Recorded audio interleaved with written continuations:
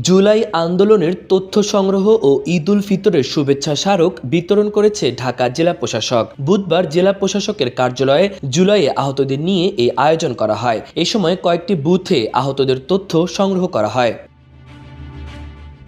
আন্দোলনে আহতদের তথ্য সংগ্রহ এবং যাচাই বাছাইয়ে সহযোগিতা করে স্কাউট সদস্যরা। তথ্য যাচাই শেষে উপহার বিতরণ করা হয়। 1600+ লোককে আহত যারা তাদেরকে আজকে আর্থিক সহায়তা দেওয়া হচ্ছে। ইনফরমেশন ফর্ম আছে, সেই ইনফরমেশন ফর্ম, তাদের এনআইডি কার্ড, ব্যাংকের হিসাব নাম্বার এবং কেস আইডি, এই তথ্যগুলো নেওয়ার পরে তাদের একটি ফর্ম দেওয়া হয়েছে। সেই ফর্মে তারা আমাদের যে তথ্যগুলো পূরণ করার পর সেই তথ্যগুলো জেলা প্রশাসনের জমা দেওয়ার পরেই আমাদের একটি তালিকা তৈরি করা হয়। তালিকা তৈরি করার পর সবাইকে সেই তালিকা অনুযায়ী সবাইকে আমাদের আর্থিক সহায়তাগুলো করা হচ্ছে। অনুষ্ঠানে আহতদের হাতে উপহার তুলে দেন ঢাকা জেলা প্রশাসক তানভীর আহমেদ। এ সময় তিনি ঢাকা জেলায় জুলাই আন্দোলনে সব আহতদের কাছে উপহার পৌঁছে দেওয়ার প্রতিশ্রুতি দেন। মাল্টিমিডিয়া ডেস্ক, আমার দেশ।